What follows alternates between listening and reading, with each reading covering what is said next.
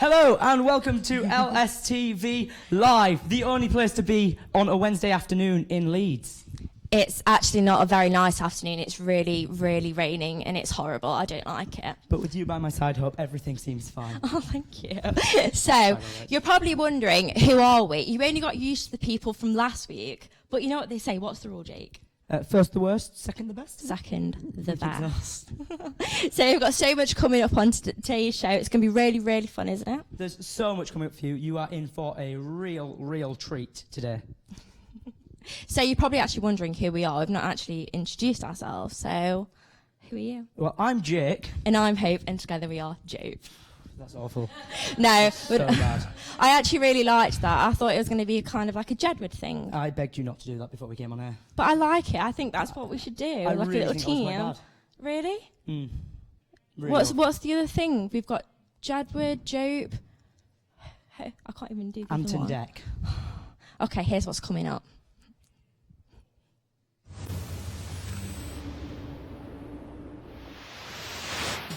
Coming up this week on LSTV Live.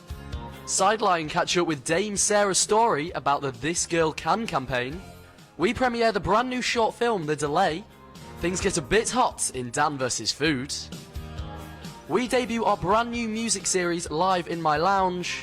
And finally, we find out the most embarrassing emails of Leeds Uni students. Expect all that and more on LSTV Live.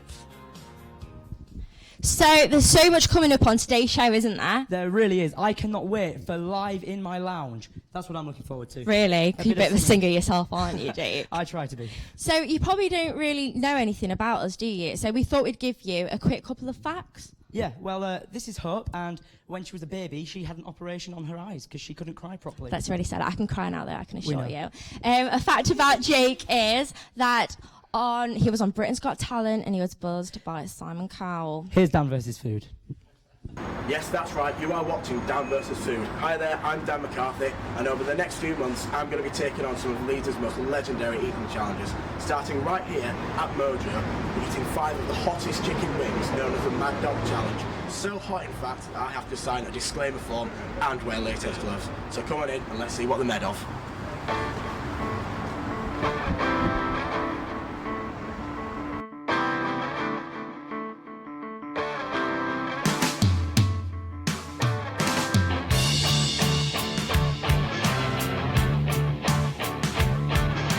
I'm joined by Paul, who's the manager of Mojo's. Paul, first question, am I mad? Mad's not probably the word, stupid's a good word. The hot sauce that you're going to be eating will probably not just affect you for the 5 minutes during and after, but it's probably going to destroy you for another couple of days. That's reassuring. Yeah, And how many people do you get attempting this challenge?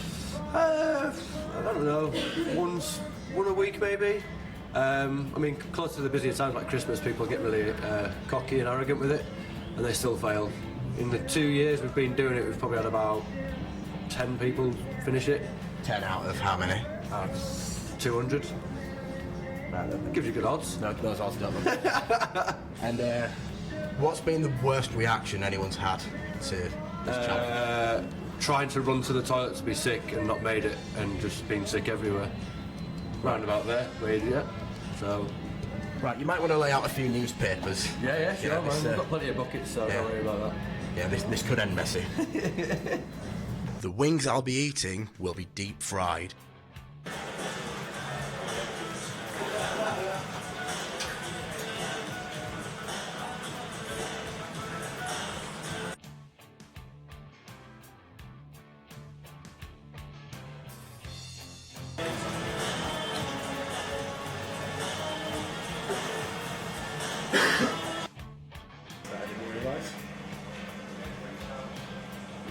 Yeah, a few of my personal favourites, and I quote, "I comprehend and appreciate that there are foreseeable, unforeseeable and inherent dangers and risks of harm involved in the activities of thermite wings consumption."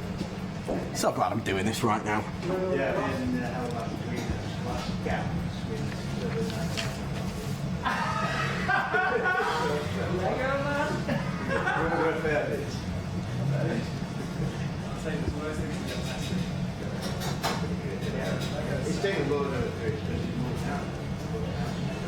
There we go.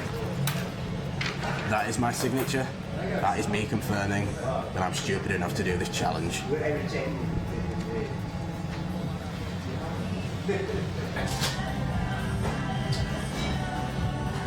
are you going to tackle the wings? A, B, C. I think the strategy's got to be to try and eat it as quick as possible.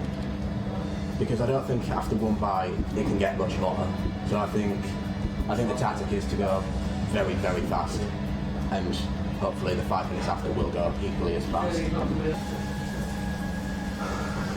Good luck, mate. Thank you. Yep, strap yourself in. They even smell spicy. How can anything smell spicy? How long can I go before it's in the shop? The colour really changed. The colours really changed. Anyone got a stopwatch? Yeah. Whenever you're ready. Good luck. I'm actually shaking. I'm actually shaking. Sound okay. Right. Let's go for it.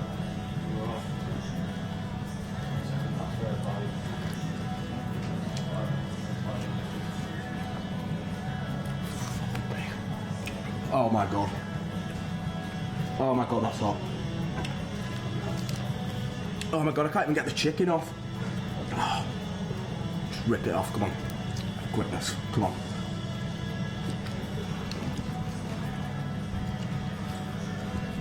Cheers, lads.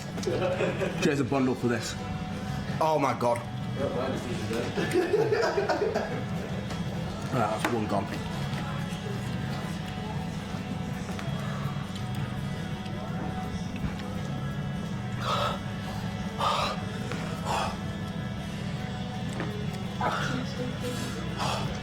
I'm actually shaking. Oh. Right, no. One wing, I'm done. Oh my god, milk.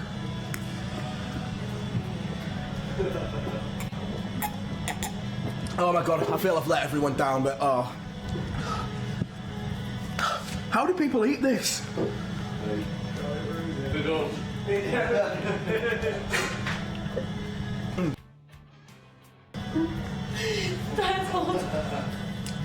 I will happily take a milk-sodden t-shirt rather than them 4 that are left. Oh my word, man. The next day we'll hot food as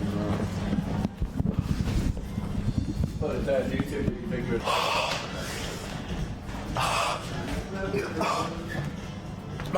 Smoke from my ears. Smoke from my ears.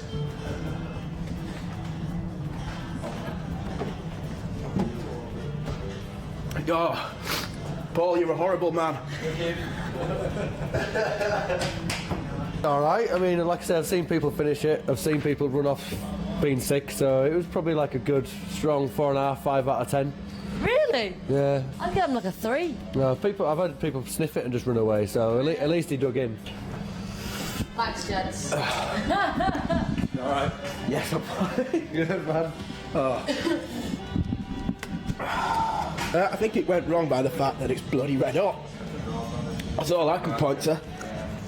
I tried the speed strategy, but in the end, no impact. Well, I think it's safe to say that in my eternal quest, let's have a gulp, for food glory, food wins. Food has kicked Dan's arse, well and truly. Oh, you hero. Oh, no, get a spoon, get a spoon.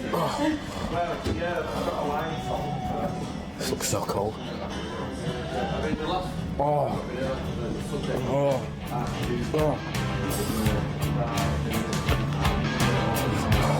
I think it's a baby.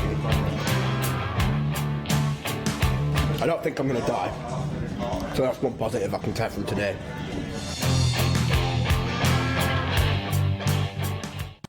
So you just watched Dan versus Food, and as a matter of fact, I have Dan with me now. So how did you find the challenge? I found it hell, to be honest. Really hell? It was like nothing I've ever eaten before. Normally when you think you eat a spicy curry dish, you know, you can have like 1 or 2 gulps of milk. Yeah, and because you it was are like really after. spicy. This was just pure relentless. It was horrible. And do you like spicy food? No, not really. So You had a bit of an incident with the milk, didn't you? Would you like to explain that? yeah, I was so desperate in my quest to drink milk that I ended up sipping it, and it fell out, and I was wearing a black T-shirt, which was obviously the worst colour possible for white milk. It went everywhere. There was puddles of milk all over the restaurant. The owner laughed at me. The chef laughed at me. Everyone laughed at me. Would you do it again? No, I would not. I'd recommend others, though.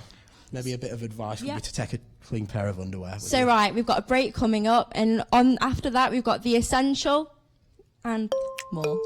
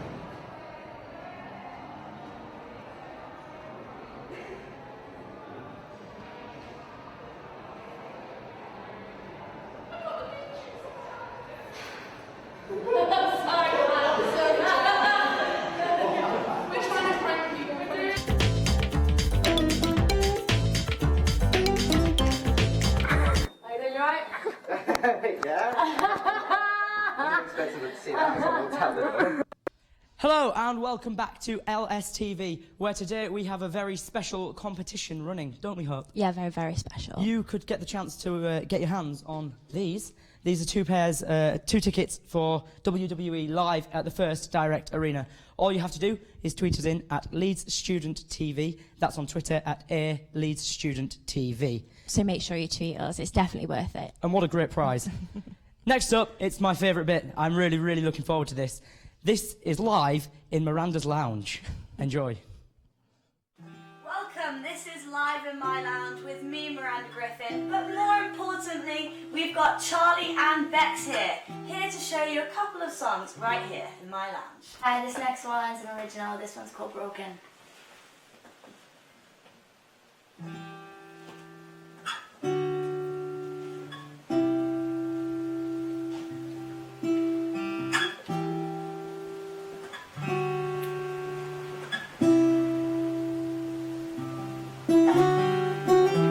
Swift along in all the rush,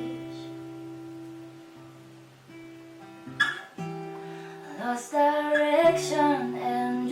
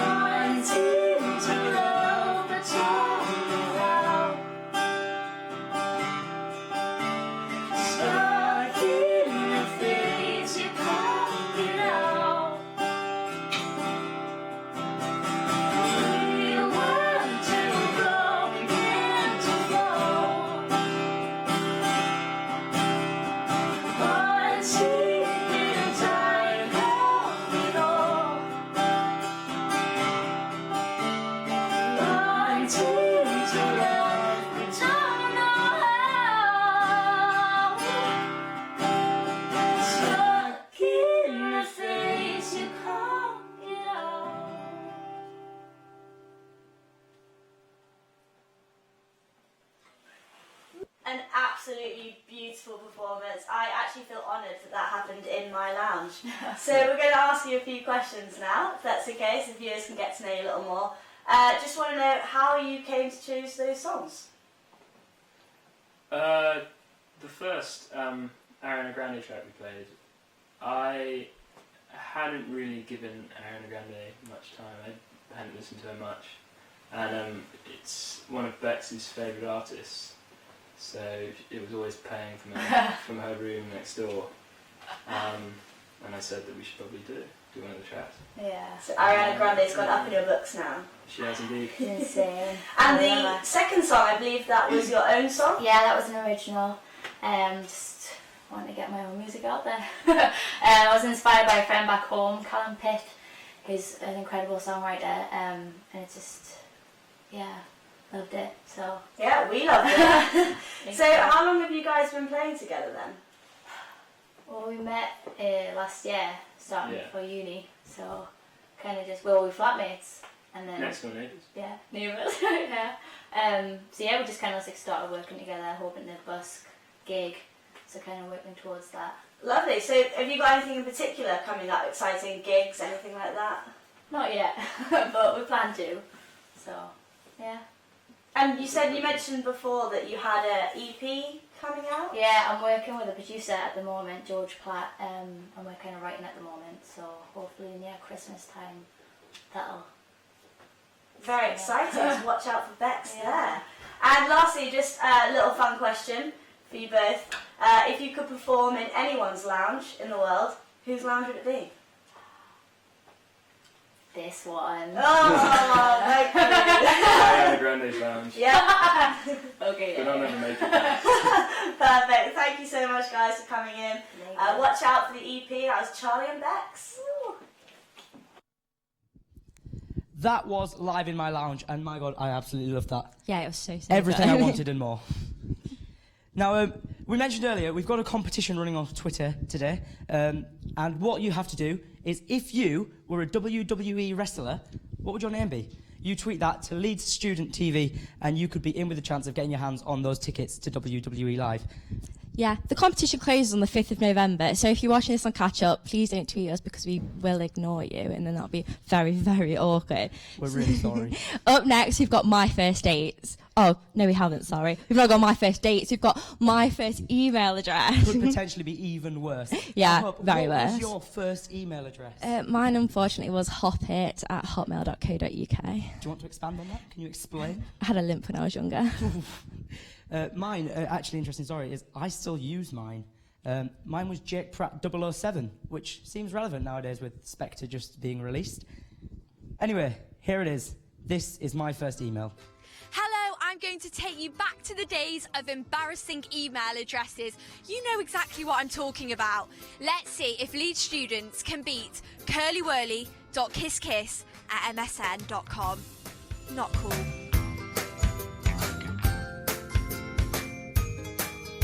What was your first email address? It was chocolate in France, but in French it was like chocolat en français because my sister made it for me. She knew like 2 words in French, so I didn't know what it meant. But I love Hollyoaks 06. Bloody hell, Hollyoaks. Are you like the biggest fan? No. I think that's someone I fancied on it. That's just embarrassing. _butterfly@hotmail.com. Chelsea Princess. Chelsea Princess? Yeah. We've got royalty here with us right now. nothing_2_say@hotmail.co.uk.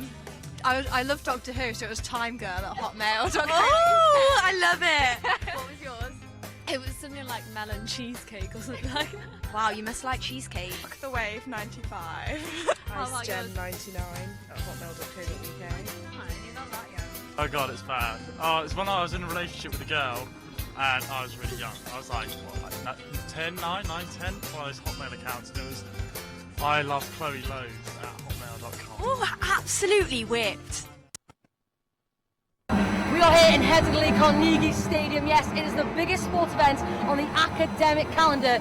Leeds University against Leeds Beckett rugby match. All here, Varsity 2015.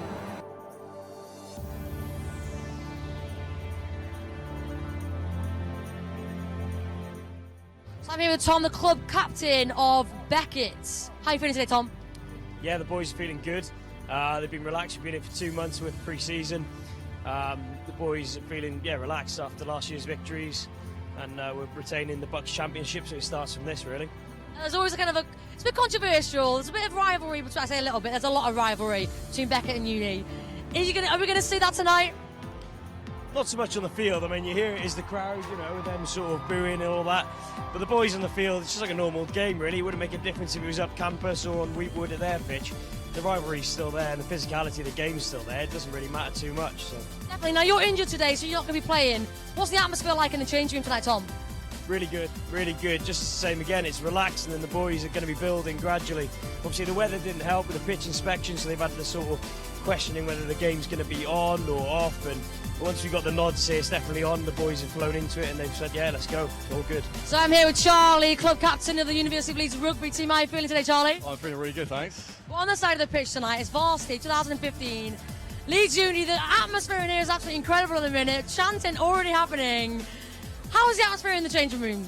It's quite quiet, actually. It's weirdly quiet, not like any rugby game I've been in. We got here plenty of time. We were setting up this morning, and so the boys, we got him just sort of chilling out a bit. We had a good talk about 10 minutes ago about what needs to be done in the game, so the boys are already thinking about what they need to be doing. And then just outside, getting to know the atmosphere, the setting, etc. A bit of a warm-up now. You can see sort of behind me, back in for a bit of a warm-up, and then come outside for some gameplays. But no, the boys are sort of they're not playing the game too early. They're not thinking about it too early, because otherwise you're going to mentally just sort of overthink the game way too much. So there we have it, the ball is officially being kicked off. In the minute, it is 7-0 to Leeds Beckett against the University of Leeds. Still happening here at the Headingley Carnegie Stadium. The atmosphere is still going very, very strong. You can hear the chants on the Uni side going on right now. The rivalry just over there, University of Beckett. Absolutely insane crowds here. All happening here on LSTV.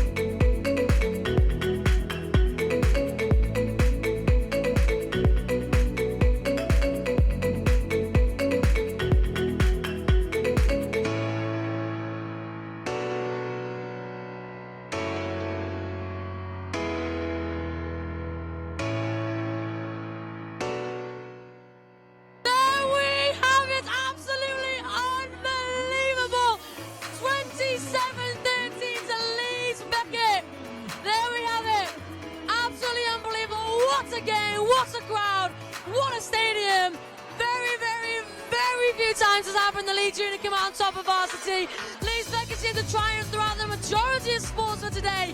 But the Leeds rugby match has come to the end. 27-13 to Leeds Beckett. There we have it, Charlie. 27-13 to Leeds Beckett. Are you disappointed, my friend? I don't think well, I'm more disappointed about the crowd's behaviour. The game, I didn't know if you knew, was cut short because of the too many speakers. So, we're down in their half with 5 metres to go. We're called out 5 minutes early. I'm just disappointed with a few individuals' behaviour. I'm not, however, disappointed with any of the behaviour of the boys. All the attitude was absolutely outstanding. I couldn't ask for more. And I think if given us a few more minutes, I think we could have got the win. I mean, you need your fans, you need the crowd, but this time, maybe people took it a little bit too far. Yeah, I mean, we always love the encouragement and the atmosphere. It's great, but I think it's not everyone. It's just a few individuals just taking a little bit step too far. But no, I hope everyone else had a good time, and sorry we couldn't produce the victory. Overall performance as Leeds University in the game. How do you think your overall performance was? I thought it was fantastic. We didn't get as much ball as we liked to, but I think in the second half we spoke about what we wanted to do. We did it, and I think given a bit more time, we would have executed that plan excellently. What's it going to be like in the changing rooms when you go back now? It's probably going to be quite quiet, but I think we can take a lot of positives. This was at the end of the day our last pre-season game. So we'll go with a lot of confidence into Newcastle next week, and we'll really look to build on this performance throughout the season. What's your name, pal? Josh Greychooks. Josh? And Luke Painter. Josh and Luke, how do you feel right now? You just won against the University of Leeds Varsity 2015, come on. Absolutely ecstatic, it was a tough game. We thought we did really well. Shame about all the streakers ruining it for everyone, but we dug it out, we took them up front and we beat them. We couldn't ask for any more. What about you, Luke? Well, we came out with the result we wanted. Ecstatic, really. Absolutely ecstatic. Said most of it. Did you expect to win? Yeah, we always did, yeah. We always go out to try and win, and we did it. So we're happy with our performance. It's time to get drunk, I guess. So you could have improved in the game at any point? Any weaknesses you saw throughout the game at all? Yeah, it was just a bit like everyone was a bit panicking, and I think if a bit more composure, we'd have scored a lot more tries. Got a nice little shiny trophy there. Yeah, it's lovely. It's covered inside at the moment. What cabinet are you going to put that in? Yeah, well, we're going to give it to the coach because he loves it. Congratulations, lads. Have a great night. See you later.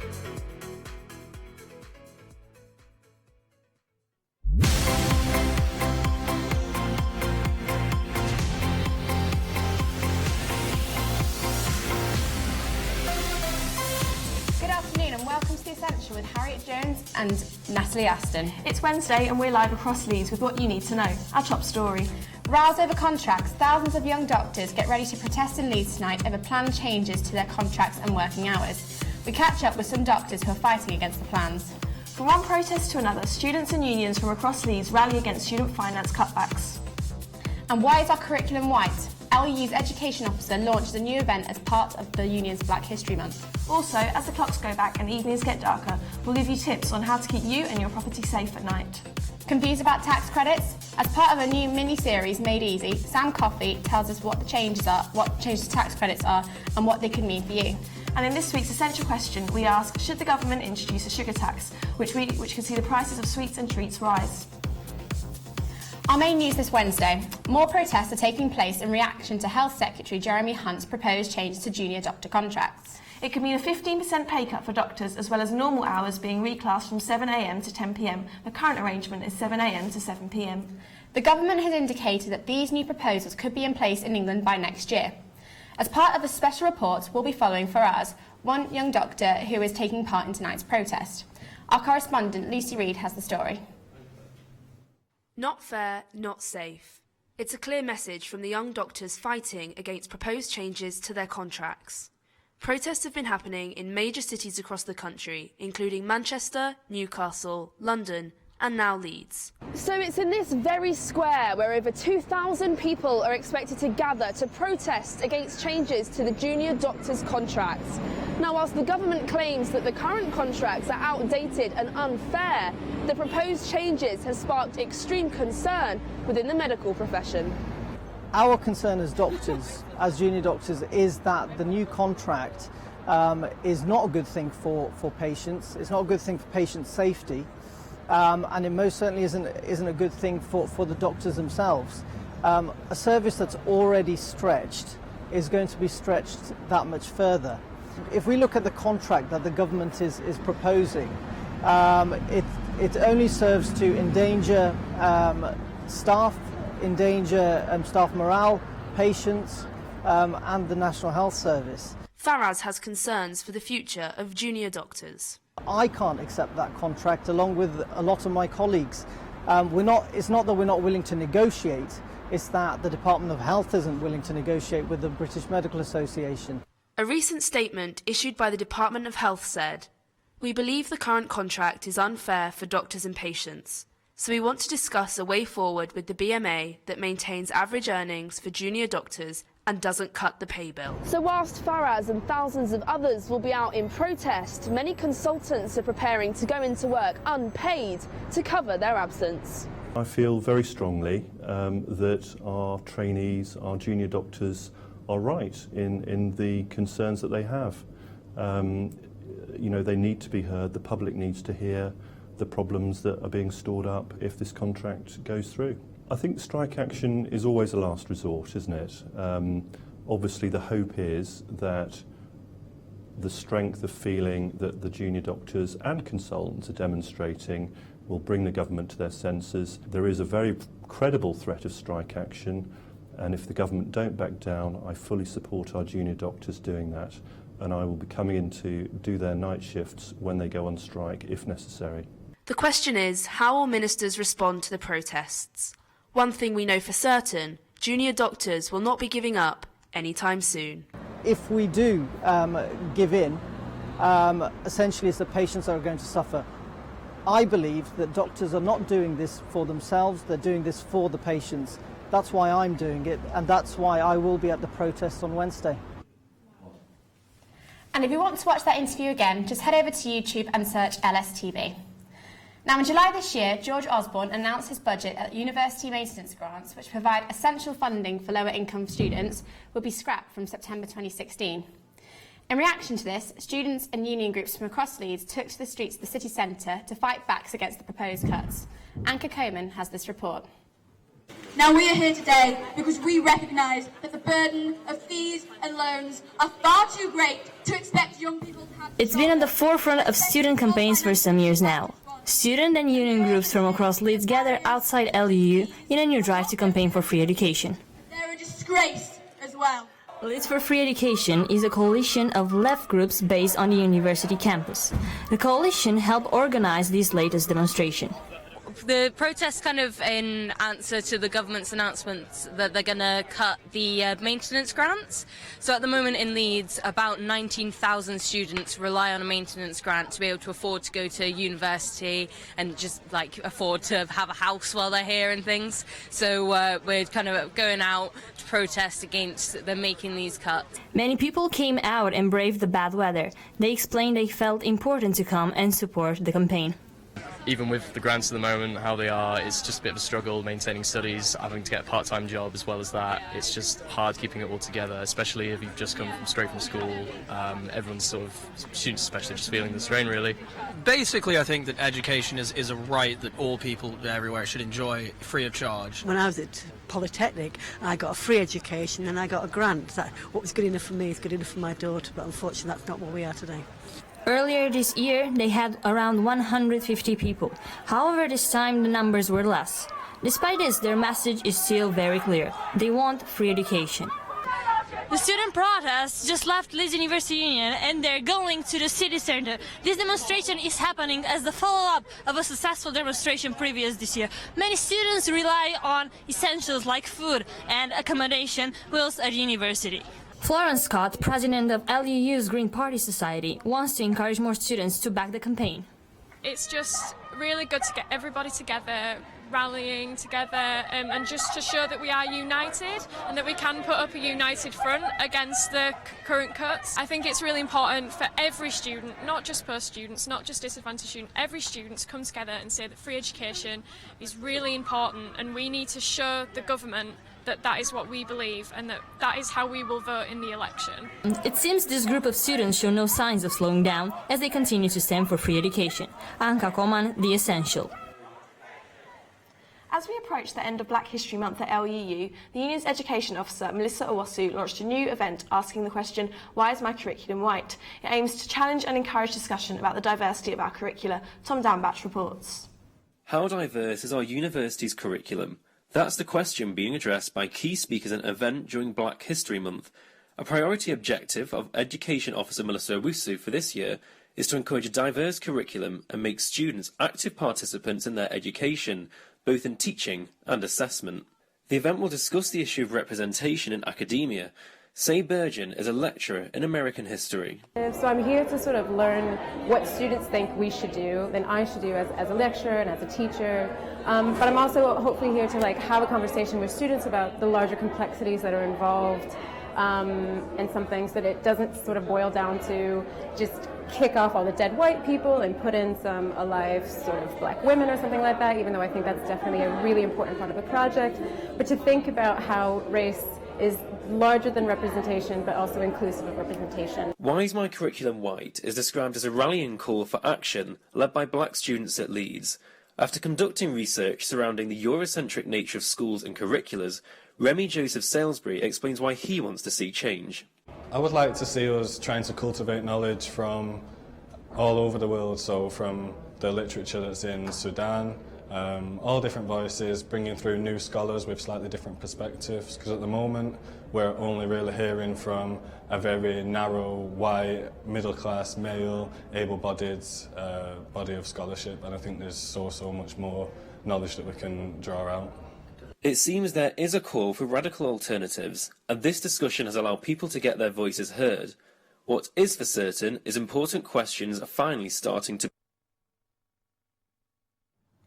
Now, of course, the clocks went back last weekend, which meant we all got that extra hour of sleep. But it does mean that we will start to get darker evenings in the next half of the semester. The Essentials' Hannah Bowl and Megan Murray have put together this special report to help keep you safe and your property secure this winter.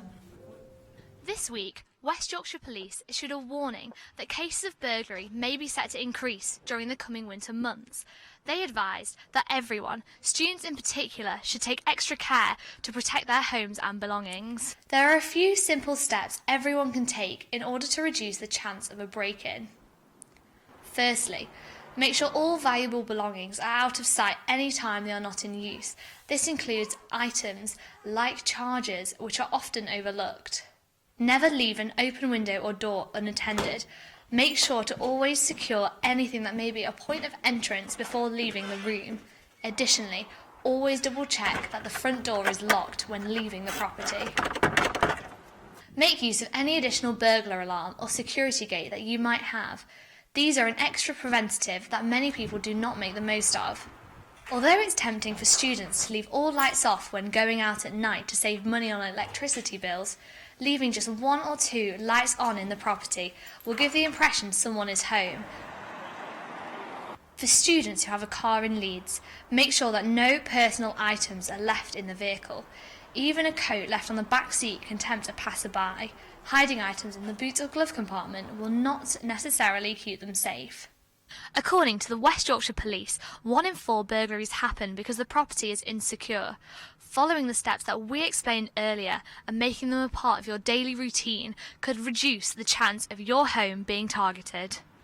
Still to come on The Essential, Sam Coffey explains the proposed change to tax credits in Made Easy. Plus, should we introduce sugar tax? We're asking exactly that in this week's Essential question. We'll be back in a few moments.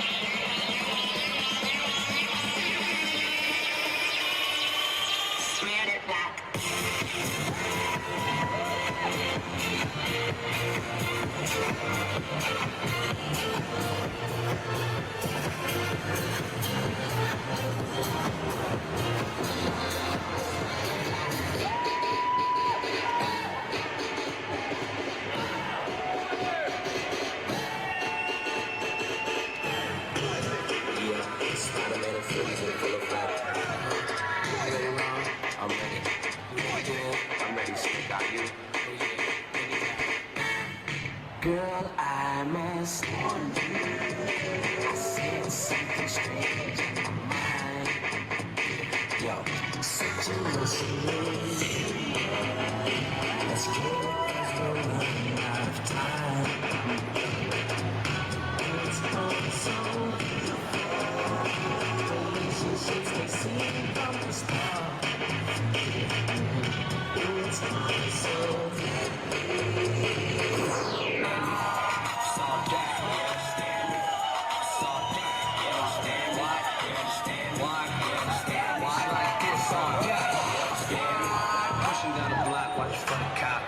Checking these traps, looking for wild miles. Flow so clean, I don't need a mop. Don't make the sun go dumb when the shit drop. Oh, when you feel that, feel that. Why pussy, pussy, pussy, kill that, kill that. See the ice, now your girl know what she wanna chill at. Wanna chill at, wanna be with a real at. And that's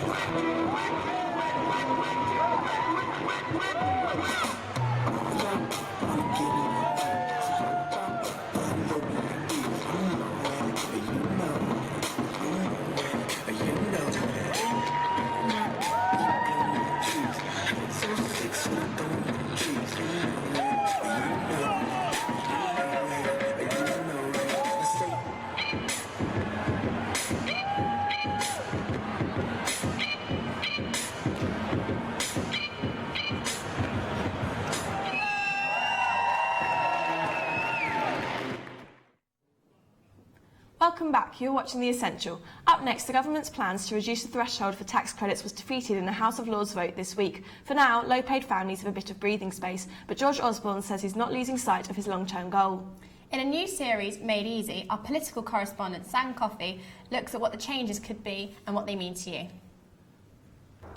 Hello everyone, I'm Sam, you're watching LSTV and welcome to Made Easy, a new series where I take important political topics in the news at the moment and try and explain them in simple terms. So if you ever decided to put on Question Time on a Thursday night, then you can understand what they're talking about. This week we're going to talk about tax credits. Now, what are they and why are they in the news at the moment? Well, rather helpfully, tax credits aren't actually directly linked to taxes. They are in fact payments by the government to the poorer in society to help them get by, to alleviate the taxes that they have to pay. Why are they in the news at the moment? Well, last week, George Osborne, the Chancellor of the Exchequer to the government, which basically means he's in charge of government spending and taxation, has announced a number of proposals to cut tax credits as of next year. However, on Monday evening, the House of Lords rejected these proposals. The first one is a change to the working tax credit, which means currently that if you work over 16 hours a week and are single, then if you earn under a certain level of income, you're going to be entitled to some of these credits. Now at the moment, if you earn under £6,420 a year, you're entitled to the maximum amount of tax credits. However, as of 2016, Osborne has announced that that number is going to drop to just £3,850 a year.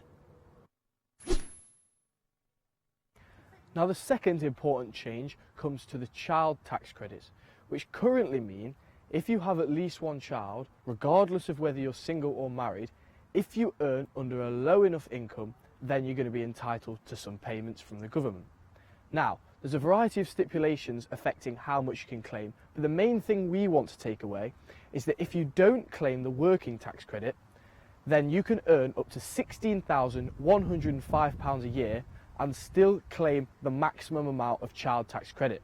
However, as of April 2016, George Osborne is going to cut this number to £12,125 a year. But surely these changes are going to make everyone on the lowest incomes in society far worse off. Well, George Osborne is arguing that with his two further reforms also coming into place in 2016 that everyone in the long run is going to be made better off. The first of these is the introduction of a national living wage. This means that if you are over the age of 25, then your minimum wage is going to be increased to £7.20 an hour. And in 2020, they plan to raise it to £9 an hour. The second change is an increase in your tax-free allowance, which means the amount of income that you earn before you get any income tax is going to be raised to £11,000 from £10,800. Now, George Osborne has also said these changes, whilst making everyone better off, is going to save the government £5.37 billion a year, because these current tax credits make up 14% of the current government welfare spending. On the other side of the coin, however, the Institute of Fiscal Studies have estimated that all these changes put together are in fact going to reduce the incomes of 3 million families by £1,000 every single year. Particularly, the single parents with a number of children are going to be hit the hardest. But ultimately, these are all forecasts and estimations that may or may not happen. In the end, what will be the real impact, we'll just have to wait and see. Thanks, Sam. All great advice. It's now time to take a look inside the Griffin. And joining us from the Griffin is Aaron McCarthy and Helen Brearley. So, guys, what can we expect from this week's edition of the Griffin? Obviously, a big part of this week's Griffin has been focused on consent. There was quite a controversial tab article, so I know Hannah's done a piece on that, and then I've done a piece for the Views as well. So, yeah, that's in this week. And there's a lot going on this week with drugs in the news, so I've written an article on drugs. Oh, fantastic. There's other things. What's on the front page was the arrest of the Leeds rapist recently, and then there was also a debate about Britain's position in the EU, which was very interesting. We'll start off by talking, Helen, about the article about consent, of which you had a really strong and powerful article in the Views section. So can you just tell us a bit about that? So there was obviously an article released this week on the tab by a Warwick student who took the opinion that consent lessons were not necessary. He took quite a strong view against consent lessons. There was quite a lot of outrage against this, I think quite rightly, when you look at kind of the problems that there are around rape, consent, especially kind of, you know, the past year in Leeds and on university campuses as a whole. So with the Griffin, it was very important to us to get the right message across and to get it across in the right way, because it's obviously a very sensitive issue. And of course, do you actually think the Warwick student makes a point that actually why a consent class is only being introduced in the university, why is there not much going on in schools? Why shouldn't that be their prerogative? Yeah, I do think that it's something that is trying to be pushed more in schools. I personally don't remember in schools with sex education a lot about consent.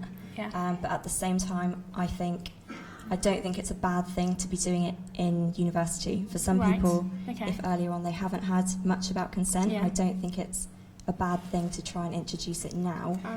I think it's also talking to somebody 2 years on from when they've left school and might have had sex education.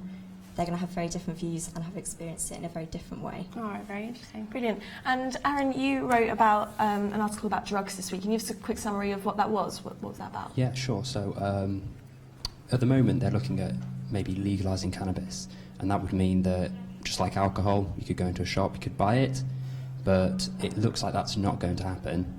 And the article is really exploring the reasons why people have their views on drugs that they do, and actually looking at the harm that drugs can cause people. Because one thing people don't know actually is that tobacco is more addictive than actually MDMA, which isn't addictive, but it's a Class A drug, and tobacco is legal to be sold in shops to anyone over the age of 18. So it brings into question a lot of government policy, I think, and explores that. Brilliant. And thank you very much for joining us. And finally, there's been a lot of talk this week about the introduction of the sugar tax, and it could see the rise of prices of things like chocolate, sweets and crisps. So in this week's Essential Question, we asked people in LUU for their thoughts. Here's Amy Gallimore. Hi and welcome to the Essential Question. I'm Amy Gallimore and today we're going to be discussing the possible implementation of a sugar tax in England. We're going to find out what people think and why it might be a good idea. think it would be. I mean, it's linked between, well, sugar's linked as a major cause of obesity, but it's not really taxed that much. There's a lot of sugary products that you can get on the cheap. So I think, considering we've got quite a rise in obesity crisis here in Britain and in general, like Western Europe as a whole, it is important to sort of tax that, you know, in the same way we tax other dangerous substances like cigarettes, alcohol, stuff like that. Sugar should be treated in the same way because it's really affecting the nation's health. Yeah, well, I mean, your wallet's always an issue, isn't it? So if you have an option of cheaper foods that are healthy, you're always going to go for those, aren't you? I think so, given the amount of obesity in the country. I think something needs to be done. Do you think it would make people make healthier eating choices if there was... Potentially, but it depends on, like, the price, because I'm not being funny, I'd buy chocolate despite how much it is, so I think it would have to be a big change if you want to make a difference. In some ways, yes, like, public health, like, it is a big problem, like obesity, heart disease, things like that. But I also have concerns that it'd be a tax on poor people because, at the end of the day, more sugary food is generally cheaper and things like that. That'd be my worry, but I think something needs to be done about the public health issue. Yeah. Thanks, Amy. Don't forget you can follow us on Twitter at LSTV Essential or send us an email. We'd love to hear from you at nudes@leedsstudent.tv. Well, that's all from us. In the meantime, head over to our YouTube channel.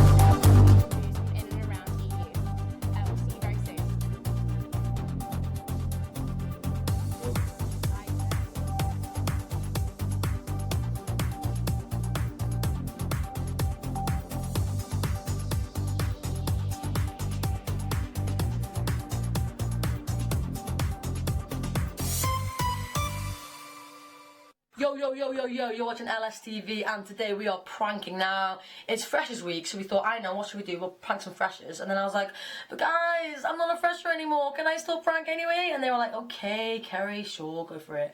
So I'm going to prank my housemate Jess. She is a member of LSTV and she has no idea what's going on. So I'm getting my camera coming ready now. She's currently out with her dad watching the rugby. And if you don't know Jess, she's quite short. So I'm going to get sticky notes and put them on her ceiling. Classic. And I'm going to turn the whole room upside down. This is how I got on.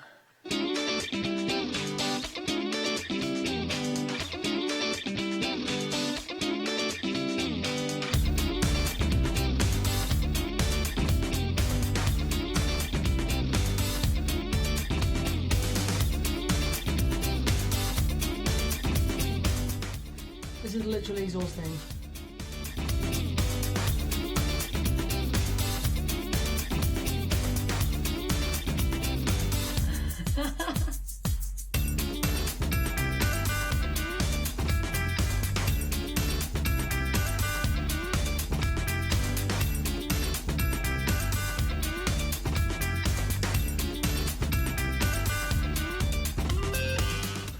Thank you, Mum, for buying these for my university.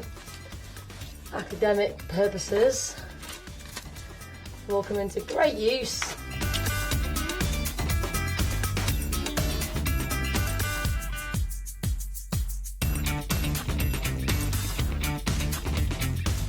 Boom!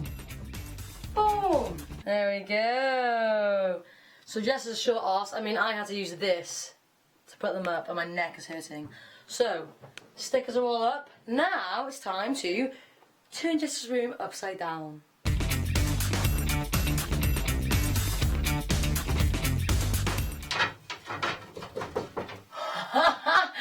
It comes off. Oh, that's the best.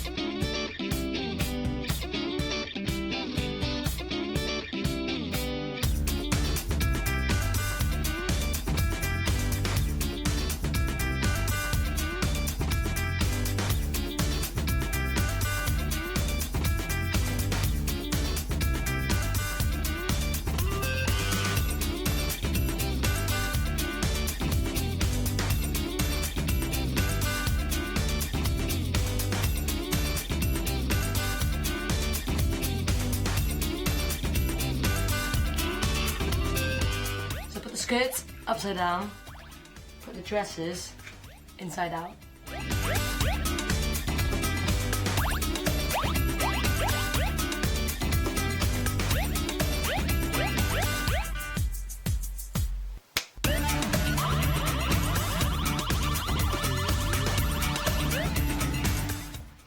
Okay, so wardrobe is officially now inside out and back to front.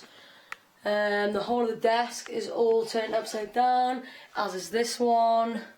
The bed is clearly upside down, and obviously we have the stickers up there.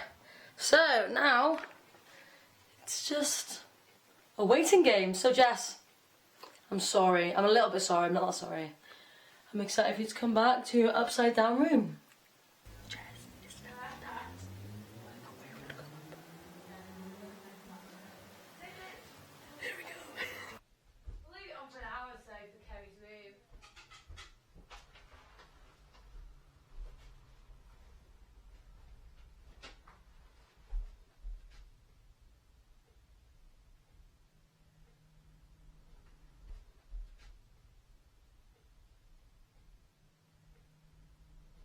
Has Kerry pranked me?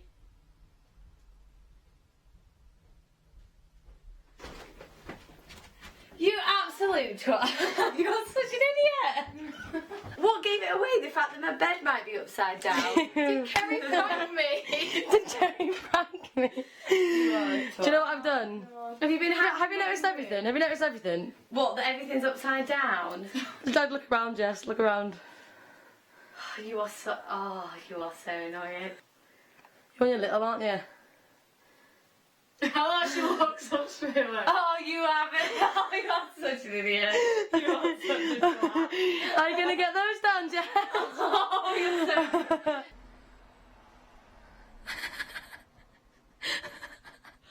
Oh, you're so annoying. Oh. What do you think of my prank? What do I think of your prank? Yeah. I'm thinking that you better help me move my bed because I'm not big enough to move that. That's why I did this. Right, see you later, Jess. See you later, Jess. Bye, Jess. See you, Kerry. Have an interesting night. Bye, bye, Jess. Bye, bye. Mission accomplished. Bye, Jess. Hello and welcome back to LSTV on this fine Wednesday. It's good to be back, isn't it, Hutch? It's good. Did you miss us? Well, I missed you. Oh, thank you. Even though you were sat next to me. Anyway, next up we have a real treat for you. This is North versus South, a challenge that we set amongst the students of the Leeds University. And I took part in this. Unfortunately, I couldn't take part because I'm from the Midlands, so I never know which side I am. Northerners tell me I'm Southern, and Southerners tell me I'm Northern. It's just a struggle. I think you might be Southern, to be I'm honest. not. I say Bath, grass, really, really Northern things. Well, yes, we could accept you then. And I say Mardy, and no one understands what I'm on about. It's Mardy. What is Mardy? It's really hard to describe. I think it's kind of like when someone's in a really annoying, horrible mood. Okay, so not a nice word. No. Anyway, Right. check this out. This is the North versus South pegging challenge.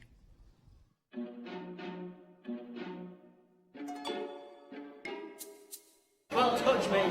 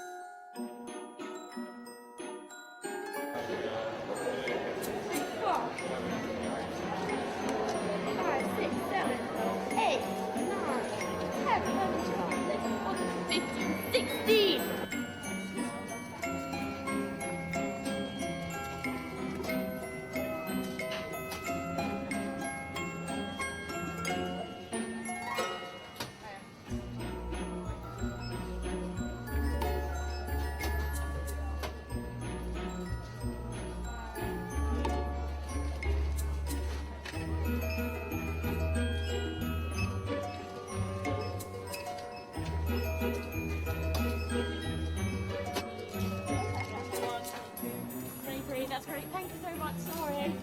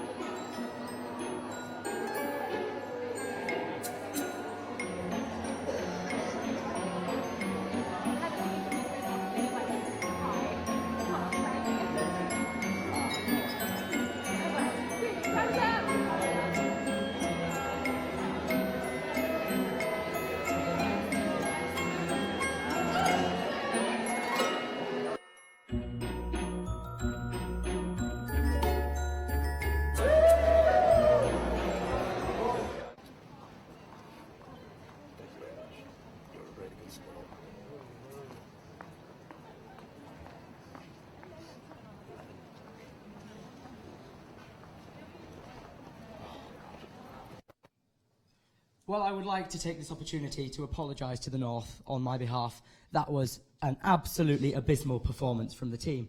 What did you make of it, Hope? What went wrong, Jake? That's what we're all wondering. I think the biggest problem was that one of my victims, shall we say, ran away from me out of the union. I bet she was scarred for life. She ran out. She ran away. Ran away in full force? Well, it was more of a walk. But, she a knew quick what to do. walk, like on the Olympics where they do that kind of walk. So up next, we've got our very own challenge, haven't we? I believe that's yours. Yes, Hope. You Yeah. will be taking on The Rubik's Cube and Puzzle Puzzle. Society. Releasing my puzzles inner and nerd some there. Rubik's Cubes. I think it'll be fun. I think I'll be good. Are you any good at the Rubik's Cube? No. I had a friend that was really good at the Rubik's Cube, but unfortunately I can't give you any tips because I can't remember what he told me. Just twist it around a few times. Also coming up, I'll be interviewing the Musical Theatre Society on their upcoming productions. But first, here's a preview of some drama. This is The Delay.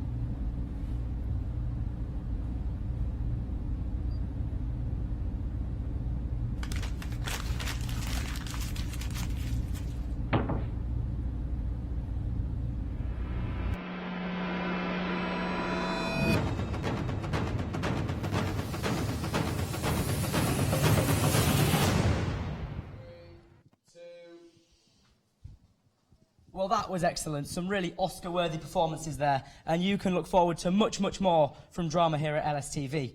Now, I'm here with the Musical Theatre Society. I'm here with Tom, who is the director of Assassins, and Richard, the director of Ghost. I'll come to you first, Tom. Yep. How is Assassins going? Tell us a bit about the story. It's good. It's really, really good. We're in pre-pro at the moment, so it's in the week before show week. The show is on from Tuesday to Thursday next week in Stylus. That's the 3rd, 4th and 5th of November. The story is basically about all the different people who've tried to kill American presidents. There are 9 in all, dating back from John Wilkes Booth back in the kind of late 18th century all the way up to kind of close to the present day. And it's all about the different people that, as I say, tried to kill American presidents and the reasons they tried to do that. And ultimately, the fact that there are still issues that are affecting people today that were affecting people maybe 200 years ago. Brilliant. And Richard, give us the lowdown on Ghost. Well, fortunately, I've got slightly longer than Tom does until we get to Ghost. We're on from the 18th to 21st of November, so we've got a few weeks yet. But Ghost is based on the 1990 film with good old Patrick Swayze, and it's a love story between Sam and Molly. Unfortunately, this isn't really a spoiler, it happens at the very beginning. Sam is killed, and that is very sad, and he becomes a ghost. All right. There we go, look at that. Hence the title. Yeah, I know, hence the title. The eponymous ghost, and he spends the rest of the story trying to break free from his ghostly life and break free into heaven. Okay, so very quickly, what can we be expecting from Assassins? From Assassins, you can be expecting some really, really kind of strong Sondheim numbers as per ever, some very, very dark comedy, and some really, really interesting characters. And from Ghost? We've got some great punchy music, great fun, great characters, great cast. It should be a good show. Make sure you get down there. That is the Musical Theatre Society at LUU, and up next, we've got an advert break. We'll see you soon.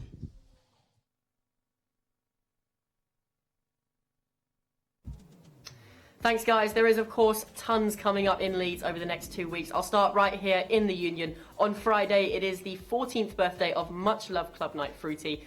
Make sure you get down there and celebrate with some cake, if that's what you fancy. The night after, Saturday night, we are bringing an end to Freshers this year in absolute style with the Freshers finale. Scott Mills, Chris Stark, KTB, they'll all be here. You can get tickets for that from the Union Help Desk. On to sport. It is a massive week for sport. The Rugby World Cup, of course, is finished here in Leeds, but there is still so much sport going on. On Wednesday, 7th of October, we have Varsity Day. Leeds Uni, Leeds Beckett competing in most sports that you can think of. Make sure you go and catch a couple of those, and definitely catch the massive Rugby Union game at Headingley Carnegie Stadium that evening. For those who fancy a bit of more rugby league, we've got on Friday Leeds Rhinos versus St Helens in the semi-final of the Super League. That's bound to be a massive clash, but again, for those who want to take a bit of break from rugby league and go back to Union, wait a week. Friday, October 9th, we've got Leeds Carnegie up against Doncaster. Bit of a local derby there. On to music.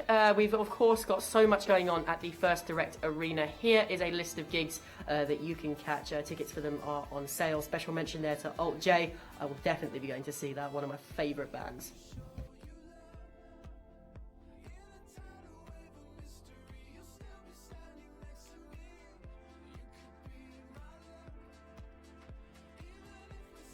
Staying with the arts, for those who fancy play, maybe head down to the West Yorkshire Playhouse. You can catch Richard III. It started on Monday. You can get tickets for that on the online box office. And finally, maybe something a little bit more quirky for those who fancy it. You can catch a Coronation Street set tour right here from the Leeds University Union. You can get tickets from that on the website. Thank you so much for joining us. That's what's happening in Leeds over the next 2 weeks. Join us next time. See you later.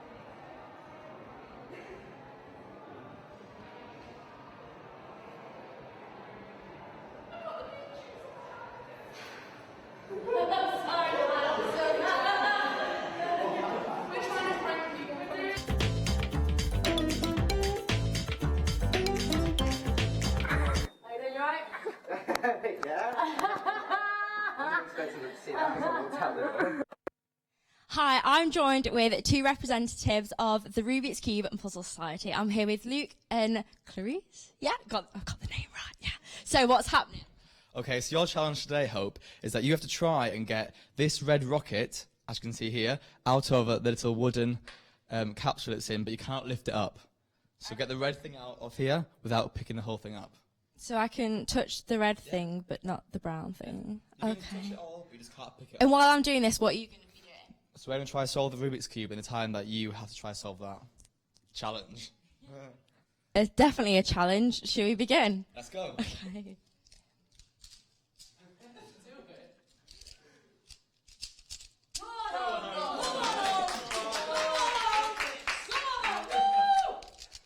It's impossible. It's impossible. How do I compete with that? I mean, I can touch the brown thing. Oh, I didn't know that. Oh. I'm just really, really stupid. I can't do anything. I think we'll go back to it later. Oh my god, they go like lightning. It is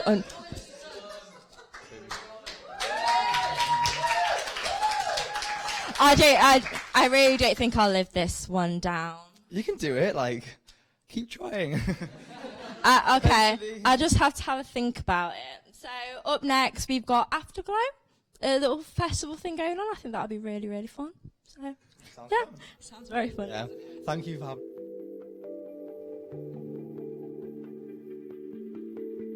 Hi, you're watching LSTV. I'm Heather. And I'm Zara. And we're here at the Afterglow Festival here in the city centre of Leeds. From tarot reading to yummy food to the yoga going on right behind us, there's loads going on. So check out what we got up to.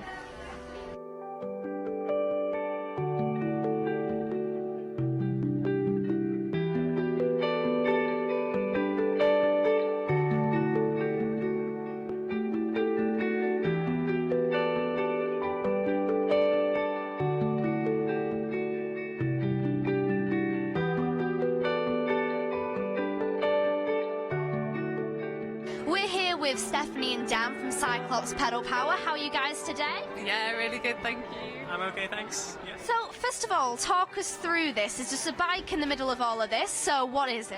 Okay, so this is a bike-powered electricity generator. So you cycle and it turns a motor which generates electricity. So it's the type, it's like DC electricity, so the type that you'd get in your car if you plugged anything into your cigarette lighter. So we've got several things that we can power with it. What we've got today is a plasma ball and a UV light, which we'll demonstrate in a moment. And then normally we have a bubble machine, and we also have a projector and some speakers, so we can have a bike-powered cinema. So where did this idea come about? Because it sounds crazy and awesome, and I want to know. Cool, so I went to Climate Camp 2007 when I was about 17, and in the middle of a field there was loads of BBC journalists tapping away on their laptops in a tent, and I was like, where is this power coming from? And there's about 6 people just on bikes, just like pedaling, and I thought that is so cool, I want to make one. So yeah, like a few years later I got some funding to make one generator, and then I got some funding to make some more, so it's just got bigger and bigger, and the aim really is just to get people interested in DIY because it's so empowering. Like, there's something really elegant about being able to create your own power, and people are like, okay, I can do this, what else can I do?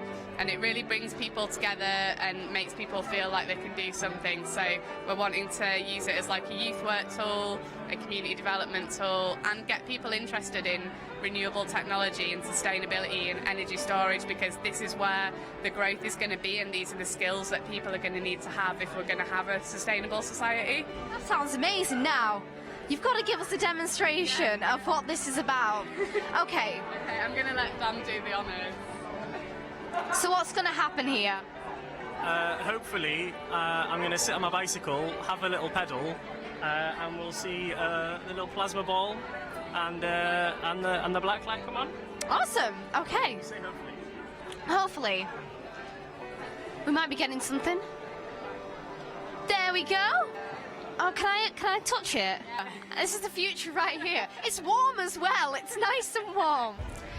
Hi, I'm Sarah. I'm here at the Afterglow Festival with Born from the Real Junk Food Company. Would you like to tell us about your company and what you do? Yes, it's a project that takes surplus food that would otherwise go to waste, and they make it into a delicious meal. They have cafes all over the country. There was quite a lot in Leeds, actually. It sprung up in Leeds. The founder is a Leeds resident and native, about Adam Smith, a very good guy. And they sell it as a pay-as-you-feel basis, so there's no price tag on anything. You can come in, you can spend 5p and you can get a full meal, or you can spend 20p and get a bowl of soup. Well, that is a bonus for us students. We need to be thrifty. Now, students aren't always well known for cooking and food, so how have you managed to get students involved with this? There's a lot of opportunities to volunteer. It's not only to cook the food. A lot of the food, especially in the main cafes, is cooked by trained chefs. But there's a lot of opportunities to get involved. Just cleaning pots, waitering, just helping out decorating the places, trying to canvas for support, things like that. There's a lot of different ways to get involved. So you don't have to be a professional chef. You don't have to be a Michelin-star chef to get involved. We're here with Mel and Angeline from Crown Me Natural. How are you girls today? We're all right. Yeah, very good. Buzzing. Okay, so tell us about this company, how it came about. It's called Crown Me Natural UK, and what we do is we promote natural hair and natural beauty. We promote the idea of loving yourself no matter what your curl type is or what your texture is. And what we do is we give people advice on how to care for the hair in its natural state. So it doesn't matter the hair type really, but we do focus on people with tight curls or people with curly hair, curly wavy hair, because there's a lot of information for them on how to look after their hair. You have to damage it with straighteners, do you? No straighteners, or hardly any straighteners, because we do promote the idea that natural hair is versatile, so you can straighten it, but just be careful when you do straighten it. Now, I'm here with Tilly, who is the owner of Tilly's Crystals, and look at this amazing array of jewellery here. What have you got here on the table? Well, I've got Himalayan salt lamps, various incense holders, clear quartz, rose quartz, and agate slices, pendulums, and then I've got different ranges. I've got my rough cut crystal necklaces with clear quartz, amethyst, and citrine. And then my butterflies and love hearts, which are in like rose quartz, rhodonite, lapis lazuli. So I always have different ranges, and then all my tumble stones as well. Hi, I'm here with Emily, who has made all these amazing crochet creations. So Emily, tell us a bit about all this and where the ideas come from.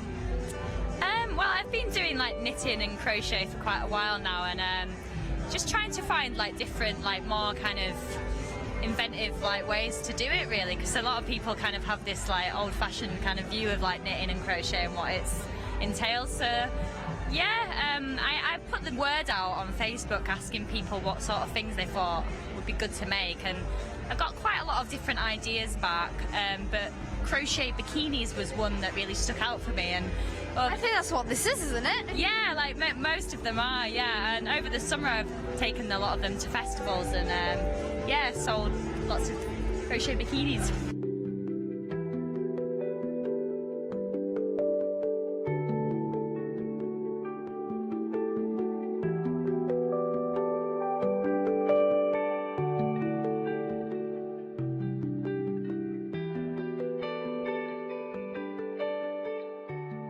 We're here with Chelsea, Chloe and Santino, the creators of the Afterglow. So guys, what did this idea come about first of all? So I used to be the president of the Yoga Society at university, and I just saw that the society was getting so much bigger and that actually people needed some way to release and actually deal with the university studies in a healthy way rather than going out doing drugs. Like, you know, a lot of people do that, which, you know, for some people it's fine, but for others, when you're vulnerable and you've got lots of stuff going on, it's difficult to deal with the emotions. So for me, it's all about understanding the emotions and your creativity and your passion. I think there should be an alternative for students in the evening in Freshers Week. I think this is a great idea. It's such a great turnout. So how did you get everyone to come to this event, like all the different markets? So yeah, these are all local people that I've met at various festivals over summer and who live in the Woodhouse community, you know, Hyde Park area. And I feel like there's a group of people that are just sort of staying in Leeds after university and just doing their creative pursuit, and I just wanted to give them a platform. I thought, you know, if we bring our individual networks together, we can give a platform for each other and also connect between each other so we can like collaborate and create new things. So how do you guys know each other? So basically we all went to university. We didn't all know each other at the same time. I met Santino in my first year. on a night out actually, and then we kind of kept meeting up randomly at uni, and then Santino met Chelsea from having a massage whilst he was at university, and then randomly we all kind of met together earlier this year and discussed our ideas and the things that we wanted to change from our experiences at university, and yeah, so we came up with this idea, and it's Chelsea's idea really, and we've run it from there. We all had a similar idea of creating a community and well-being space within the university, you know, like imagining the junk food project there, you can just go and help yourself to a herbal tea and just chat to people, you know, in a coffee shop you feel like you can't go and speak to the person next to you because you don't know them, but in a community space where you're just sort of chipping in, helping out, like you feel like you can chat to anybody, and I think that, you know, that could help create a safety net for people.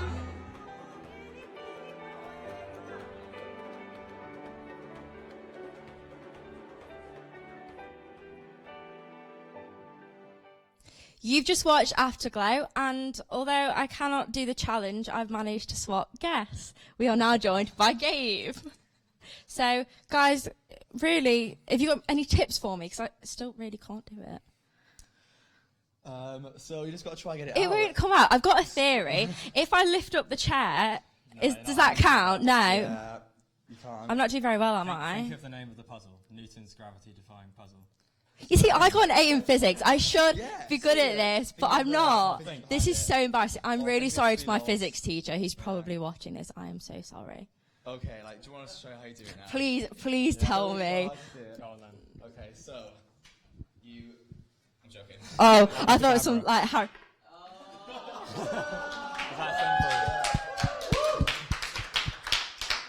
That's it. Yeah, that's it. I'm so upset. So it took everyone too long to have to do it. Oh, thanks for joining us. Anyway, up next we've got Dame Sarah Storey and with her This Girl Can campaign. Hello and welcome to day 3 of LSTV's coverage of the University of Leeds This Girl Can, Uni Girls Can week. And today myself and Jake are joined by a very special guest, by Dame Sarah Storey. Thank you so much for joining us.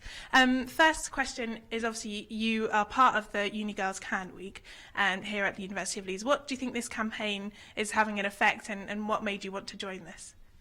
I think it's really important that we encourage everyone to get involved with activity and have a healthier lifestyle. So for me, when I had the opportunity to work with the university in a town where I came to university as well, although it's not this university, it was really important to help promote the possibilities for people to get into sport, particularly for girls to get into sport. We know by the time most young women have got to university, they're given up all the sport they did at school, if they did any at all. So to be able to start to put back into the idea that they might become fit and healthy whilst they're at university and leave with even better prospects once they graduate is a campaign definitely worth getting behind. So you came to university with 5 gold medals already to your name.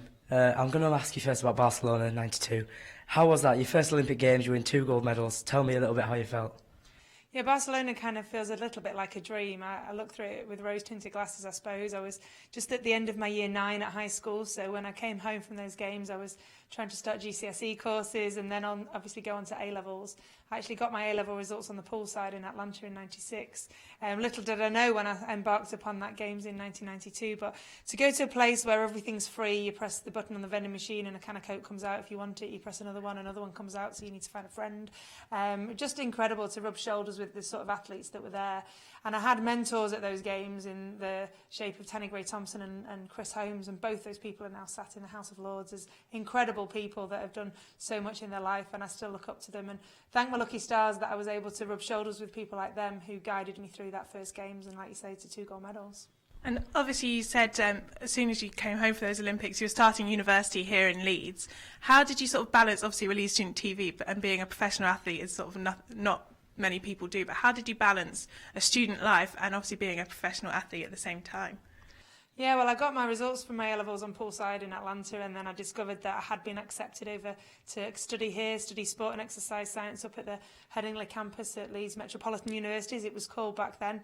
And it was an interesting time, like trying to combine the studies. Obviously, not every single day is jam-packed 9 to 5 with lectures, but it was trying to find time in the lab to do studies. I suppose in some ways I was really fortunate that I had access to so many elite athletes. So when it came to do my dissertation, for example, I was able to study some of the best athletes in the world. And also when I'm doing sort of physiology studies, I had access to all sorts of different swimmers around the country that I would ring up and ask if I could do, testing on them. So that was probably one of the fortunate sides of it. It was obviously difficult to combine. By the end of my studies, I had chronic fatigue syndrome. I'd been travelling back and forwards from my hometown down near Stockport, over the other side of the Pennines, back to university over here in Leeds. So that particularly took its toll on me. But what doesn't kill you makes you stronger. And I look back very fondly on the support that I had from my university here. And I always say, I studied in Yorkshire, so I'm a little bit Yorkshire. I think I won Yorkshire Sports Personality of the Year while I was here. So the people over the other side of the Pennines thought that was very funny. Sticking with the sort of balancing your time with training, obviously you've got another commitment now that's not university. How are you finding training and being a mum? It was fantastic to come back into sport having had my daughter just over 2 years ago.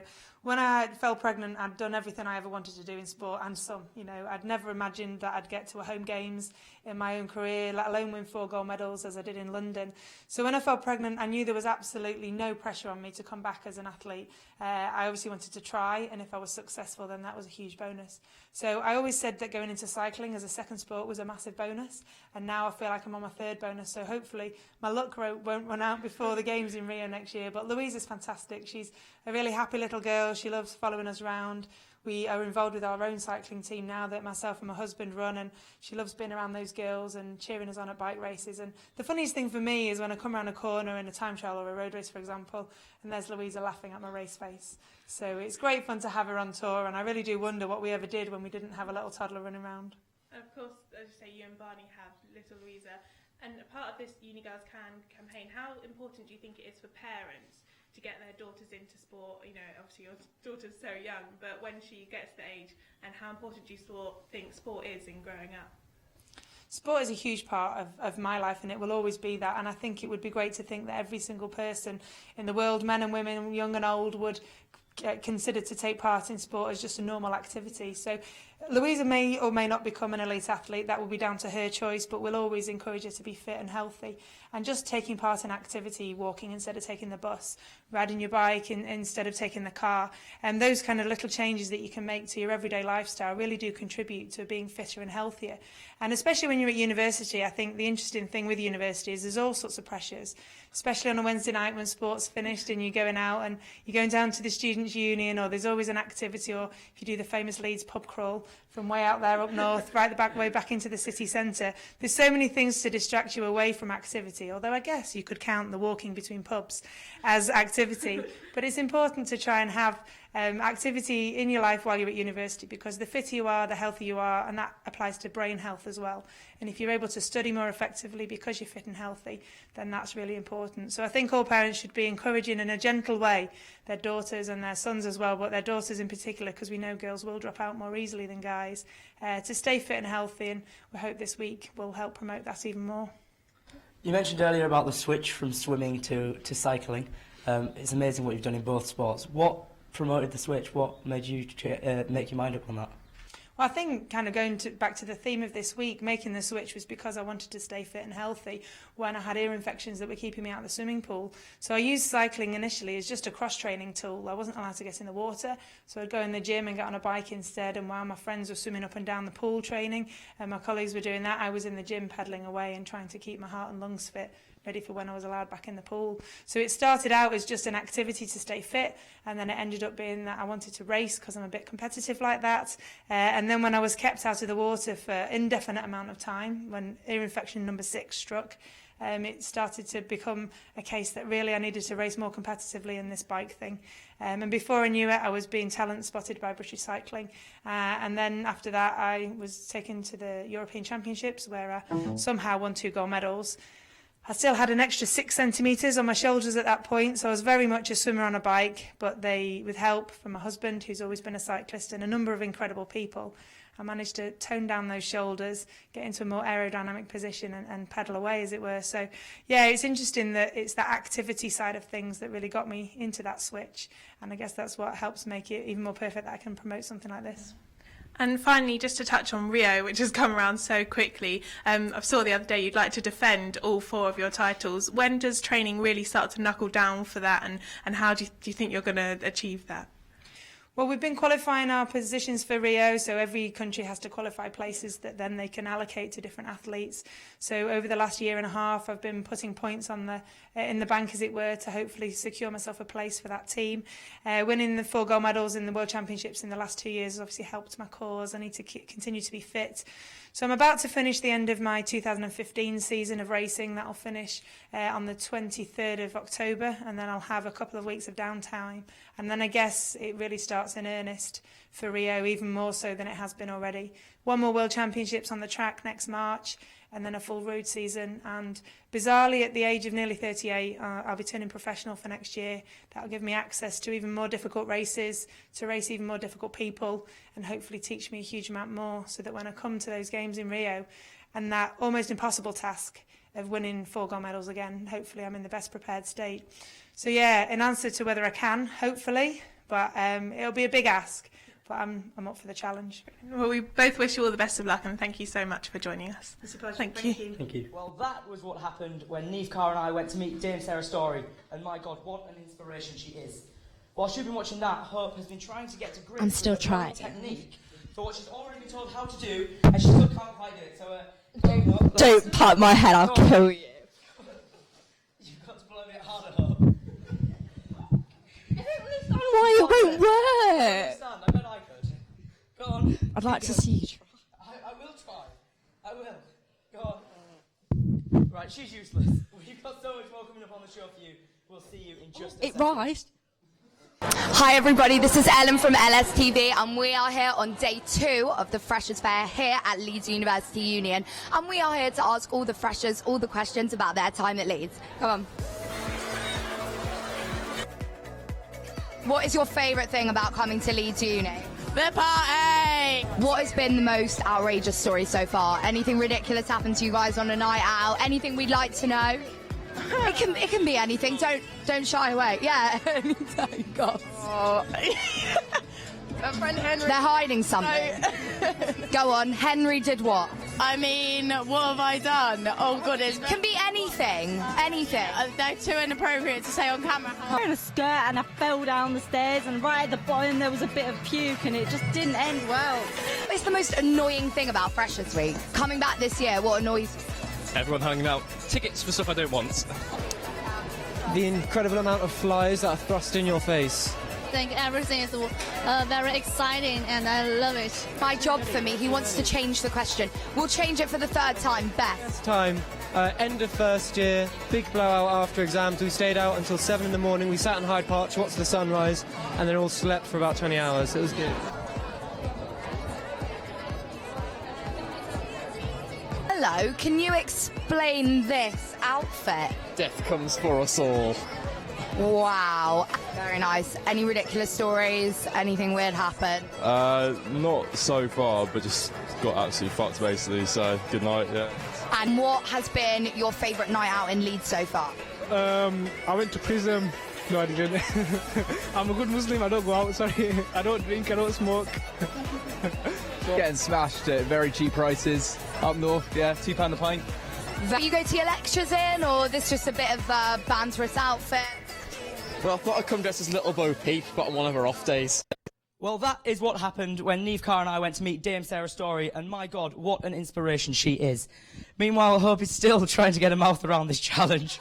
She really can't seem to get to grips with the blowing, but she's going to keep on going anyway, so go on, Hope. Yeah, you did. Keep going, go on. Bit harder. I don't know. You really are useless. Anyway, there's so much more to come. We'll see you in just a second. Hi everybody, this is Ellen from LSTV, and we are here on day 2 of the Freshers' Fair here at Leeds University Union, and we are here to ask all the freshers all the questions about their time at Leeds. Come on. What is your favourite thing about coming to Leeds Uni? The party! What has been the most outrageous story so far? Anything ridiculous happened to you guys on a night out? Anything we'd like to know? It can be anything. Don't shy away. Yeah, anytime. God. Oh. My friend Henry. They're hiding something. Go on, Henry did what? I mean, what have I done? Oh goodness. Can be anything. Anything. They're too inappropriate to say on camera. I was in a skirt and I fell down the stairs, and right at the bottom there was a bit of puke, and it just didn't end well. It's the most annoying thing about Freshers Week. Coming back this year, what annoys you? Everyone hanging out. Tickets for stuff I don't want. The incredible amount of flies that are thrust in your face. I think everything is very exciting and I love it. My job for me, he wants to change the question. We'll change it for the third time. Beth. Time, end of first year, big blowout after exams. We stayed out until 7 in the morning. We sat in Hyde Park to watch the sunrise and then all slept for about 20 hours. It was good. Hello, can you explain this outfit? Death comes for us all. Wow, very nice. Any ridiculous stories? Anything weird happen? Not so far, but just got absolutely fucked basically, so good night, yeah. And what has been your favourite night out in Leeds so far? I went to prison. No, I didn't. I'm a good Muslim, I don't go out, sorry. I don't drink, I don't smoke. Getting smashed at very cheap prices up north, yeah, £2 a pint. You go to your lectures in, or this just a bit of banterous outfit? Well, I thought I'd come dressed as Little Bo Peep, but on one of her off days. And I'm now standing upright. She still hasn't completed the challenge. Please remember, we do have a competition going on. You can tweet us in at Leeds Student TV, your best wrestler name. If you were a WWE wrestler and you are in with a chance of winning those 2 tickets to WWE Live at the First Direct Arena. It'll be really good, I think. I think so too. Anyway, moving on. We now have an interview with Ghost Town, a band who last week came to Leeds to perform at the Key Club. Yeah, it was their 3rd album tour, so they must be really good, I think. If you're into that type of music. Electro, I think it was. Well, we sent Sam Munton down there to find out, and he says it's really, really good. So here it is. Hi, I'm Sam down here at the Key Club, and I'm joined by Ghost Town. How's it going, guys? How's it going, man? Real good. Great. How are you enjoying England? Love it. It's like one of our favorite places on the planet Earth. I think the last time we caught up was Slam Dunk in 2013, if I remember right. Slam Drunk, that's the one. Yeah, I remember that. Great set that day. Thank you, man. Thanks. So since then, they've made quite a few changes. Obviously, you've dropped from a 4-piece to a 3-piece. Yeah. So how did that kind of affect you and your sound? Like, how did you have to change it? Well, we never really completely, our sound is still the same that it would be no matter what. Yeah. It hasn't really hindered the evolution of what Ghost Town would end up being. You know, our sound, we haven't stopped, we haven't skipped a beat. Yeah. What made you choose Spark, which is your new single, for the first kind of single off the 3rd album? How did that come about?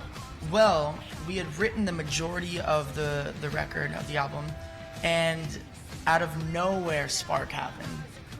And as soon as we finished up writing the first chorus of the song and started to kind of get a feel of what the song was going to be, we knew that that was going to be our lead song for this record, considering that, you know, not only the vibe of the song, but the meaning of the song kind of captures the meaning and the vibe of the whole record. So what song would you say, obviously you've done 3 albums, what song would you say you're most proud of throughout this whole 3 albums? Which song kind of sticks out there? It's a hard one, isn't it? That's really hard. Really hard. It's asking to choose your favourite We're child. talking about like 40 songs in the last 3 years. We've done a lot. And pick 3, your top 3. Top 3? Probably Spark was one of them for sure. For me, one of them's Carnival. Yeah, probably Game Freak for me is one of them, and You're So Creepy. Obviously. Was literally the first song. Yeah, we wrote. Off of Their Head and Spark. Yeah, like those are my top 3, I guess, right now in this moment. Cool. So obviously you guys are from America, you're not from around here. So what do you miss when you're out on the road from home? What kind of things do you miss? The simple things. Phone service. Yeah. Although the more we come out here, the more like home it feels. Definitely. Still miss like our family. So what would you say is different between like English and British gigs and European gigs compared to like the gigs you do at home back in America? How do they differ? I feel like just because the times in between we're here are kind of spread out, when we are here, the energy at the shows is kind of like amplified. So you can definitely feel that difference at the shows. Yeah. Also, hearing people sing the lyrics back to us with awesome accents. It's a pretty noticeable difference. And the chants are awesome too. Oh yeah, the chants. Oh yeah. There's like inside group like chants that the crowds will do. Is it something we can mention on TV, or how does the chants go? No, there's profanity. Yeah, no, in Glasgow they have the here we, keep and go. Yeah. That's a classic, that one. Yeah. So we've had a band come over here before actually, and obviously this is a county of Yorkshire, so fans here in Leeds like to chant Yorkshire, Yorkshire. However, this one band thought they was chanting your. Yeah. I can see how that came across. That was quite an interesting one. They was off stage waiting to come back for an encore, and I was like, do we come back? I don't know. We'll be prepared for that one then. Yeah. So if you could choose one band in the history of music to collaborate with, which one would it be? Wait, we only have to Dead or can Alive? only pick one? Yeah, Dead or Alive. Come on, we'll go for it. For me to be Led Zeppelin. Definitely Jimi Hendrix, singing and guitar. Guns N' Roses. Nice. Or Aerosmith. I can't choose. Hi, we're Ghost Town, and you're watching Leeds Student TV. You just watched an interview with Ghost Town. I think you should check them out because they look really good, to be honest. Also, if you want to drop us a tweet, don't forget you can tweet us at Leeds Student TV. So, Jake, what's coming up next? Well, next up we have our very own version of Gogglebox. It's Student Watch, and this week up, I hear it's a Halloween special. A Halloween special? Now that's made me think, what face do you pull when you're watching a scary film? What, when someone just creeps through the door? You know, the walking behind the shower corridor. curtain. Yeah, I'm absolutely. going to say my face is a bit like... What's your face? To be honest, I don't really know. I sort of just freeze. And like confusion? Like, and just freeze. There's just nothing there. Nothing there? Just nothing happens, and my heart sort of there. stops, and I'm like stone. It's what about weird. when the person gets like attacked and stabbed, or the hand comes up from under the soil? I don't watch them films. My face. I have to draw the line at Woman in Black, to be honest. That is really scary, to be fair. It's jumpy. I wouldn't say it's scary. Mm. Anyway, let's see how Leeds reacted when we showed them Scream. This is Student Watch.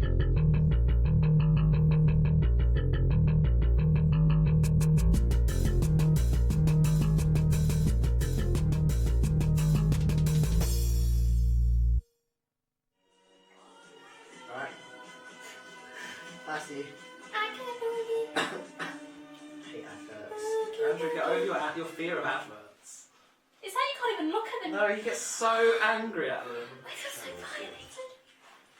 It's so annoying. Why do they have to sing songs and dance and be silly? There's robots in, there's people who float. It draws in the attention. Yeah. It's ruined the whole film now. Well, the first 3 minutes. Yeah. If she dies in the first 3 minutes. Actually, it's not the first 3 minutes, it's just assume everybody thinks she would because she's not the only famous one in it. So you think like she'll be in the whole film. Hello. She's not. Is she attractive? Yeah. Back then she would have been. Do you reckon? What, right there? Is she attractive there? Take it easy. She's got that kind of like. I've always worried about you.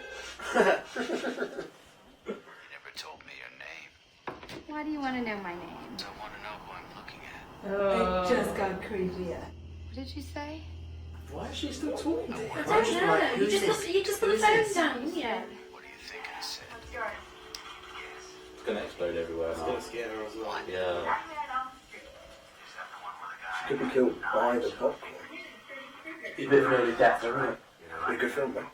It's only been about 2 minutes. I think so. At least run and get a knife. Stop crying. Run and get a knife.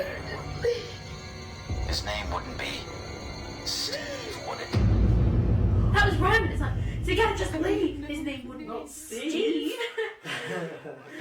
Leave, Steve. Steve's gone. I think Steve's already there. Yeah, Steve's gone. Steve's dead. I didn't actually think she had a boyfriend. I thought that was just part of like the bit of patter. Yeah.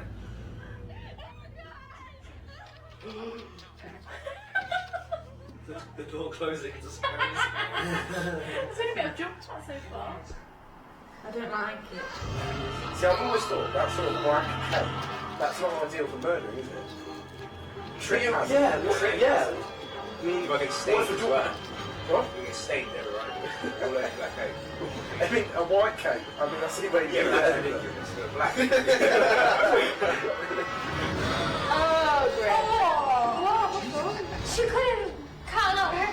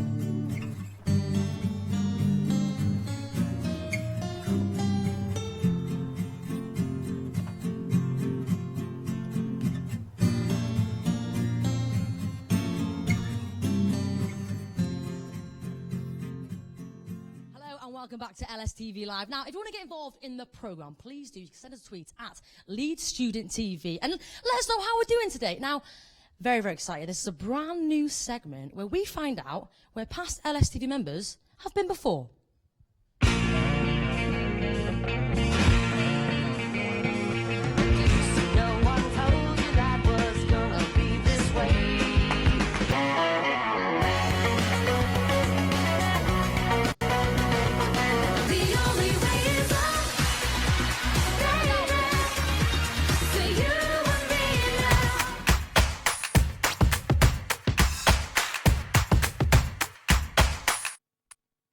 Have we seen you before? Right now, this is a little cheeky thing where we find out where our current LSTV members have been before they came to LSTV. And this week's special is all about finding out where our brand new face of Leeds Student TV, Jake Pratt, has been before.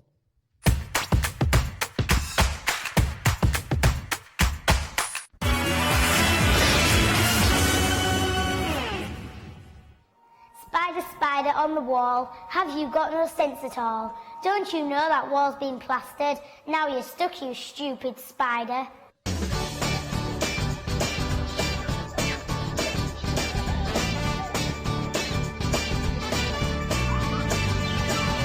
Rise and shine, tell all your friends, there's a great big world waiting just for you. Ice cream melting in the heat, pebbles crunch beneath your feet. In the rock pool we found treasures. Is it a fossil or a shell? Who can tell? Plastic, paper, clothes and bottles, don't throw them away. 'Cause it's our world. Ooh, sparkle and shine, planets gather round. Sparkle and shine, lighting up the skies tonight. So come on, join the party. Make the moment last all night and keep the skies all starry. The award-winning cast of Billy Elliot. Whoa! What are you doing? We're doing the Billy Elliot finale. Oi, you lot, clear off. Ready? 5, 6, 7, 8.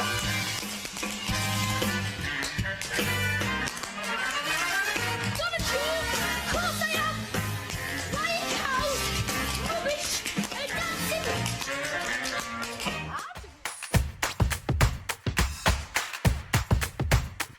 There we have it. Who knew? We had a celebrity in our midst, the famous Jake Pratt, No everybody. clue. What did you think, Hope? I was very scared and shocked, actually. Scared. Good choice of words. Why is that? When he was just walking and singing, it's just a weird combination. It freaks me out. I think when you see Jake, yeah, pal, come here. Come here, mate. Come on, Bob. Give him a round of applause, come on. I think, my friend, you're the best person to take this. Yeah, I hope so. You were cracking. So you've been doing that quite a while when you were a kid then? Yeah. Yeah, also. Look at him. Don't cry. Don't Right, cry. well, it's you're fine. better at this than me, so I'm going to leave it to you. Well done today, guys. So another applause for Jake Pratt, everybody. So we are joined with the famous Jake Pratt. Tell me kind of the emotions you experienced during that little clip. It's a bit weird, to be honest. He wants a hug. I don't know. It's just something that happened a few years ago. And Did you think you could keep it a secret? Relatively, yeah. It's sort of. I didn't actually know that people here found out. Oh no, Google, we know everything. It appears they did. But yeah, no, it's something that I've done, and it's. I mean, I'm not embarrassed really. It's cute. It's very, very cute. It's a tough watch at times. I do love that rhyme, the spider rhyme. I must say, I think that's my ultimate favourite. Yeah, that's one of the things I never watch back. Really? I never watched Britain's Got Talent back. Ever. No, it's cute. It's cute. It was just, yeah. So what about you and Simon? Are you best buds? Or Oh, is that a sensitive subject because of the whole situation? Yeah, me and Simon, we spoke it out afterwards. And, everything's fine. I understand. He told me not to sing. You don't do what Simon Cowell tells you not to. Okay. Very good then. Are you over it? Are you over the trauma? I like to think so, yes. Anyway, that brings us to the end of this week's broadcast. Thank you so much for watching. I hope you've had as much fun as we've had. I'm Jake.